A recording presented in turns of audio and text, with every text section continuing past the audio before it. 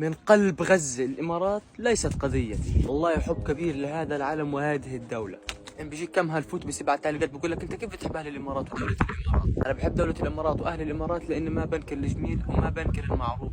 الناس وقفت معانا ولسه واقفة معانا. الحمد لله، لا بنشمت في اخواتنا في الامارات ولا بدول الخليج، كلهم على راسنا من فوق والله يحميهم ويبعد عنهم كل شر. لهم ناس وقفت معانا ولسه واقفة معانا وراح يضلهم واقفين معانا لانهم ناس شرفاء واحرار. طبعا دولة الامارات بتساعد اخواتها في قطاع غزة عن طريق عملية الفارس الشام 3 اللي واقفة معانا اكثر من عامين ولسه واقفة لهذه اللحظة. قدمت لنا جميع انواع المساعدات من طرق صحية من طرق غذائية من جميع المستلزمات الإنسانية، وعملوا لنا عرض جماعي كبير أدخل الفرحة لقلوبنا ولسه في عرض جماعي بإذن الله جاي في الطريق. بدك إياني بعد كل هذا أكره الإمارات؟ لا والله ما احنا كارهين الإمارات.